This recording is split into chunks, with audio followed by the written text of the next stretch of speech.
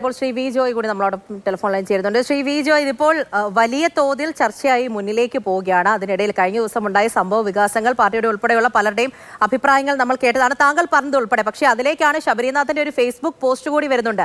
എന്തുകൊണ്ട് MLA ഹോസ്റ്റലിലേക്ക് മാറിക്കൂടാ എന്നാണ് ചോദ്യം. അല്ല, MLA-മാരെ സംബന്ധിച്ചിടത്തോളം MLA-മാർക്ക് പ്രാദേശികമായിട്ടുള്ള ഓഫീസുകളുണ്ട്. എല്ലാ MLA-മാർക്കും MLA ഹോസ്റ്റലിന് പുറമേ തന്നെ പ്രാദേശികമായിട്ടുള്ള MLA ക്യാമ്പ് ഓഫീസുകളുണ്ട്.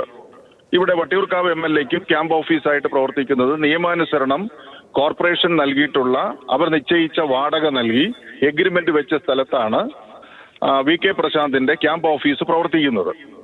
അപ്പൊ അതാണ് ഒഴിയണമെന്ന് പറഞ്ഞ് ഇന്നലെ വിവാദമായിട്ടുള്ള സ്റ്റേറ്റ്മെന്റ് വന്നിട്ടുള്ളത്. അത് നമ്മളെല്ലാം കണ്ടതാണ്. പക്ഷെ ഇന്നിപ്പോ ശബരിനാഥ് യഥാർത്ഥത്തിൽ ചെയ്തിരിക്കുന്നത് കലക്ക വെള്ളത്തിൽ മീൻ പിടിക്കുക എന്ന സമീപനമാണ്. ഈ കോർപ്പറേഷൻ തെരഞ്ഞെടുപ്പിൽ വ്യാപകമായി കോൺഗ്രസിന്റെ വോട്ട് BJPക്കും BJPയുടെ വോട്ട് കോൺഗ്രസിനും ലഭിച്ചിട്ടുണ്ട്. അപ്പൊ സ്വാഭാവികമായി BJPയെ പിന്താങ്ങുന്ന അല്ലെങ്കിൽ BJPയെ സംരക്ഷിക്കുന്ന നിലപാടാണ് എപ്പോഴും കോൺഗ്രസ് സ്വീകരിക്കുന്നത്. ശബരിനാഥ് ഇപ്പൊ ഏറ്റവും അവസാനം ഫേസ്ബുക്കിലൂടെ ഇട്ടിരിക്കുന്നത് അതാണ് എന്നുള്ളത് നമ്മൾ മനസ്സിലാക്കേണ്ടതാണ്. ഇപ്പോൾ സ്വാഭാവികമായിട്ട് കഴിഞ്ഞ ദിവസം MLA ഉൾപ്പെടെ പറയുന്നത് നമ്മൾ കേട്ടതാണ്. അപ്പോൾ ഈ ഒരു MLA കെട്ടിടം അദ്ദേഹത്തിൻ്റെതായിട്ടുള്ള ഓഫീസ് ഇപ്പോൾ ഒഴിയില്ല, കരാർ ഉൾപ്പെടെയുള്ള കാര്യങ്ങൾ അതിൽ തന്നെ പാർട്ടി ഉൾപ്പെടെ നിലപാടിൽ ഉറച്ചു നിൽക്കുകയാണ്. അതിന് മറുവശത്തും നീക്കങ്ങൾ നടക്കുന്നുണ്ടല്ലോ, അതിനെ എങ്ങനെ പ്രതിരോധിക്കാനാണ് തീരുമാനം?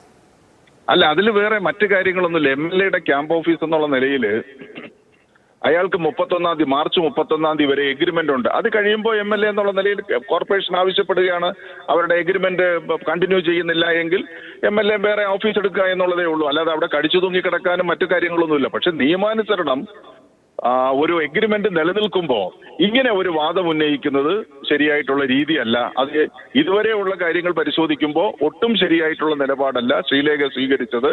അതിനെ പിന്താങ്ങുന്ന ശബരിനാഥിന്റെ നിലപാടും ഏറ്റവും മോശപ്പെട്ട നിലപാടാണ്. അത് ഈ കോൺഗ്രസ് BJP ബായി ബന്ധം ഇപ്പോ വീണ്ടും അരക്കിട്ടുറപ്പിക്കുന്നതിന്റെ ഭാഗമായിട്ടാണ് ശബരിനാഥ് ഈ വാദം ഉന്നയിച്ചിരുന്നത്.